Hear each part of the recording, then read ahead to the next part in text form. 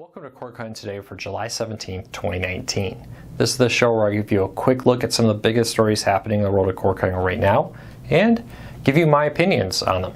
If you want to learn more about these stories, come up with your own opinions. In the show notes down below, I'll put a link to each story so you can read about them for yourself, come up with your own thoughts. I'd love to hear from you. If you are new here, do me a favor, hit that subscribe button, hit the thumbs up. It really does help us because it lets YouTube know you enjoy what we're doing here, and hopefully we can help you break free from the high cost of cable TV and still watch the shows you enjoy. Well, let's dive into the news, but first a quick look at a few deals that are still left over from Prime Day. Right now, Rokus are still on sale for a few more days. If you want to get a Roku, you missed out on it, you still have time. And Amazon still has their half-off sale on a whole bunch of Amazon channels running, including Starz, Showtime, CBS All Access, PBS Kids, and many more. Great way, like I always say, to bounce around, take advantage of the sales, drop a service, pick up another one. Links in the show notes down below if you want to learn more about those. But if you find any good deals that are still going on, let us know. Send us an email, go to cordcardsnews.com, click on the Contact Us. I'd love to hear from you. All right, let's dive into the news. We have a lot of news, so let's go over this fairly quickly. CBS and Viacom have reportedly, according to CNBC, set a date of August the 8th for a deadline to have a merger talks complete. Now, according to reports, the talks are not completed. They are getting close to, I guess, one way or the other, either not happening or happening. But according to CNBC, August 8th is the day that's that Viacom and CBS have set to say, hey, we want this merger talks to be done one way or the other. They've been dragging out for over a year now. So I can kind of understand they're like, hey, we're either doing this or we're not doing this. But I'd love to know, do you think that CBS and Viacom will merge back together? They used to be one company until I believe 2006. At that point they split. They have the same majority owner. And according to reports, that majority owner is pushing very heavily for this merger to happen again. And board members of both sides have been kind of shuffled to have a lot more favorable board members, which makes me believe this is more likely than not to happen. Now, it's not a done deal. Remember, CBS's previous board members, previous head of CBS, sued to try to prevent this merger from happening. I don't know what happened to that. I would suspect that lawsuit has come to an end at this time. But it does look like CBS and Viacom's merger will have an answer in the next couple weeks if it's happening or not going to happen. So I'd love to know. CBS, Viacom, one company. Pluto TV, now owned by CBS. It would be interesting. It does sound like Viacom's president would be the new head of it. So even if they take the CBS name again, it could be more of a Viacom-esque type company. We'll wait and see though. I mean, there's a lot of variables in here. I'd love to hear from you. All right, next story up of the day. The FCC wants to block local cities from imposing fees on home internet. So local cities have been using their right to regulate cable companies to start imposing fees that you see on cable TV, also on internet. It's kind of a new trend, only been happening in a few areas, and the FCC wants to crack down on it. Now, I had a lot of questions about how can the FCC do this? How can the FCC tell local governments not to put fees on the home internet since they ended net neutrality and moved the control of the internet from the FCC to the FTC, the Federal Trade Commission. That's the big difference here in net neutrality. One means it's being run by the FCC, one means it's being regulated by the FTC. So keep that in mind. Well, what's happening here is the FCC does control and oversee the regulation of cable TV still. Part of that was a rule set and a set of laws, etc., that allow local governments to impose like franchise fees, etc., to run cables through their town to have cable TV. Some people have been trying to use those rules to now apply to internet, and the FCC is basically saying no. These rules do not apply to the internet. These rules apply to cable TV. You cannot use them to apply fees to cable internet, broadband services, etc. So, I mean, the good news for cord cutters is this should help keep the bills low. I did see some people trying to argue that, oh, you know, cable companies would just raise the price anyways. And my response to that is, well, do you really think if just because your local cable or your local city imposes fees on your internet bill, Comcast still won't raise your rate? So I think this is good in the long run for cord cutters because it removes one more potential fee, tax, etc., whatever you want to call it, on your cable home internet or broadband internet service. Now this meeting will happen next month where they will actually vote on this, but it's been proposed. Looks like this is pretty much going to get fast-tracked through, that the FCC is going to crack down on this. The FCC has also been moving to invest more money into rolling out broadband. They just announced a bunch of deals. So it seems like the FCC really wants to get broadband out there, keep the price low to do it. I know we may not always like the FCC, but I kind of think this may be a good thing for cord cutters, preventing local governments from imposing fees and taxes on the service. In the end, will help cord cutting grow faster because cable TV will still have it, but not cord cutting. So keep that in mind. All right, and let me know what you think. I'd love to hear from you. All right, next story of the day. AT&T's DirecTV Now and UVerse may soon be losing CBS locals. CBS-owned locals, 14 of them. I think there's an additional couple out there that have a separate deal with AT&T. Could be going dark soon, CBS has warned. AT&T says that CBS is asking for unreasonable amount of money. CBS says AT&T is offering something below what other competitors in the space are paying them, cable companies, etc. Classic kind of argument we see all the time. This is something that just happens. It's not necessarily new to cord cutting. It's not new to cable, for example. But the idea that local stations want more money, cable providers are saying, we don't think you're worth that much money, and then we possibly end up in a blackout. So it'll be very interesting to see what happens here. Now, AT&T currently it has been about 2 weeks as of tomorrow, I believe it is, where Nexstar-owned locals, which include some CBS's, will be dark. Now these are CBS owned and operated, which are 14 of them. Very interesting. I think 9 of the 14 markets where these are in have LowCast. And if we remember, LowCast is a free streaming service that offers access to local channels in specific markets. Of course, they'll pester you for a donation, but that's another story. But AT&T made a $500,000 donation to them, added LowCast to DirecTV and UVerse boxes. Do you now think maybe AT&T did that to prepare for a possible CBS talk where over half of the stations that would go dark would be able to be viewable on LowCast? Seems pretty logical to me. It seems like a good business move on AT&T.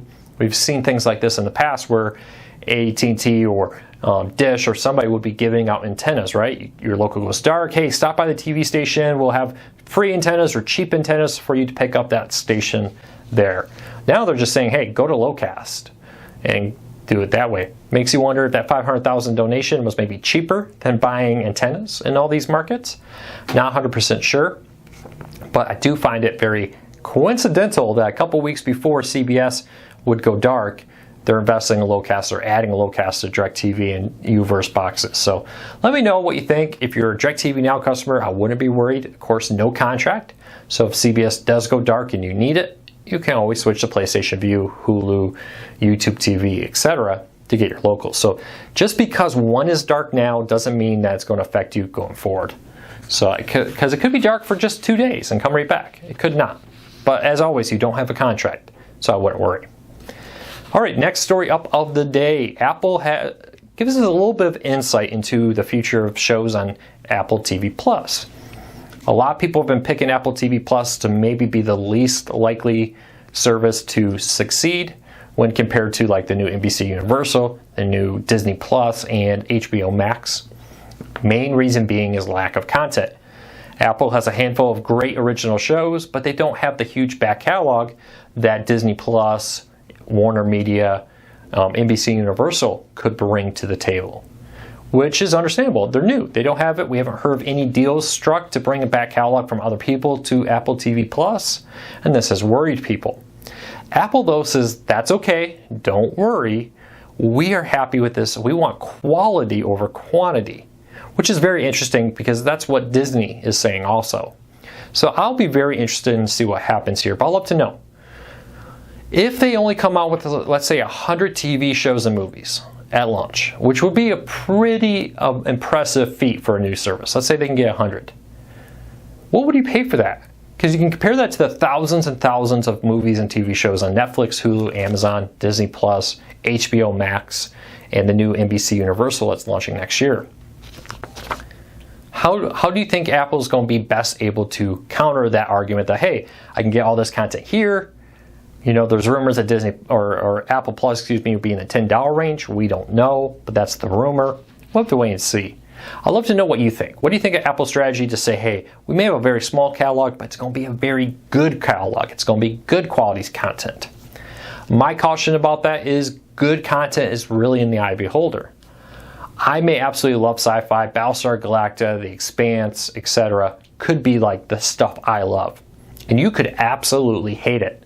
And you could be wanting to watch daytime soap operas or whatever. And that could be great for you. But what I've learned is people are very particular and very different in what they like.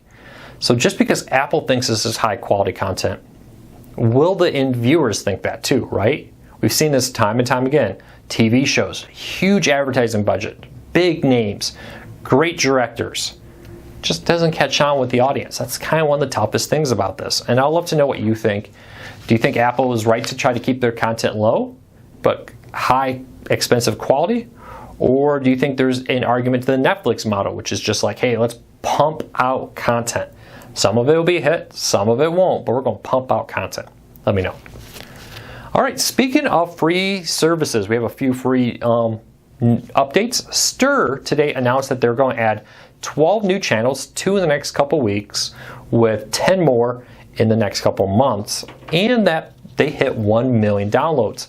They also report, I had an opportunity to interview one of the presidents over there that's managing this, and he said they hit 1 million downloads 6 months ahead of schedule.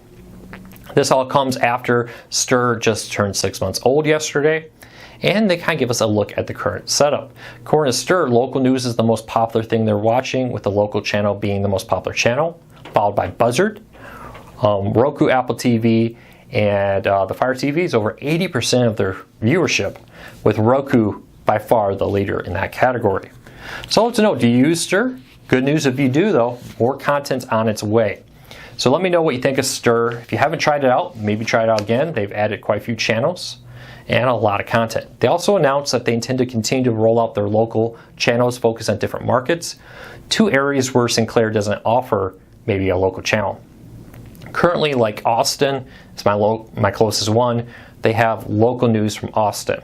But where I live, they don't. So maybe it would be interesting if they try to partner with maybe a Nexstar or somebody else, Scripps, etc. in this area to bring that content to Stirr. We'll wait and see. All right, next story, keeping in the theme of free content. Pluto TV has announced a 24/7 Dora the Explorer channel. This comes out just a few weeks before the new Dora movie comes out, and may give us an insight into Viacom's plans on how to best use Pluto TV.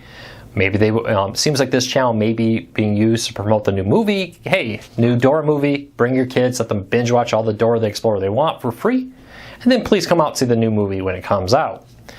Probably a temporary pop-up channel, these come and go all the time, but I find it interesting that Viacom is trying to use Pluto TV to promote its movies too.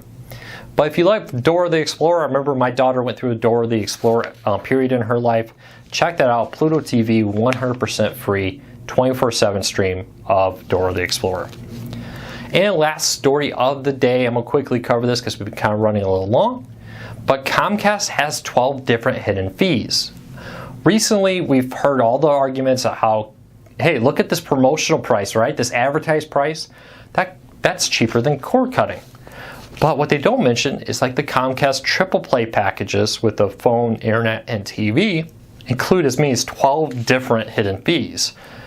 Franchise fees, associate franchise fees, regional sports fees, broadcast TV fees, HD technology fees, DVR fees, box rentals now, because most of those markets are digital and require you to have a box on there. One of our readers showed us their Comcast bill, which added up to over $70 in fees and taxes. So I'd love to hear from you. How much was your local fees and tax bill on your last cable TV, satellite TV bill? Was it over 50 bucks? I'm increasingly finding they are, with some like this one being over 70. I do have a full breakdown of each fee with an explanation of what the fee is, what it's used for, and more in the show notes down below. I'd really love to hear from you. Do you have a copy of your bill you want to share to us, a scanned copy? Of course, we're not going to, feel free to remove your address, account number, or we'll do that for you. But I'd love to see your bills, or just leave us a comment down below. What was your fee? What did you pay in total? And how much of that was fees and taxes? Because how many times have we seen $80 a month for this great package, but when you add in the fees and taxes, now you're looking at $150. That's the promotional rate. A year from now, it's going to be $250, or at least over $200. So I'd really love to hear from you. What was your fees and taxes? Because we even had somebody on here yesterday. Look at this promotional rate. You might as well go back to cable. Now, I'm not sure if they're real or not, or if they're just cable people talking. But when you just look at the promotional advertised rate, that's not really the rate you're paying. And what annoys me about this is things like the franchise fee are known. They don't change a lot. And there's no reason why when I enter my zip code, it can't include all these fees and taxes. Comcast knows what these fees are. These 12 fees don't even include things like sales tax. So Comcast knows what they are. There's no reason why those have to be hidden when I'm on the website kind of going through trying to pick a package, because they could very easily display that if they wanted to. In Philadelphia, the franchise fee tax hasn't changed in like 4 years. So keep that in mind. Well, that's it for today. I'd love to hear from you on these stories, and especially want to know how much you paid in fees and taxes on your last cable bill. But if you're new here, hey, do me a favor, hit that subscribe button, hit that thumbs up. Daily cord cutting videos. We got our cord cutting Q&A tonight, live 8 p.m. Eastern, live on YouTube, answering your cord cutter related questions. We have videos like the top 10 free Roku channels and more. So check those all out. I would love to see you subscribe, hit that notification bell. Maybe we can help you break free from the high cost of cable TV. Well, I will see you tomorrow. Thank you for your support. Be safe, everybody. Enjoy the beautiful June weather. And I'll hopefully see you tonight at the Q&A.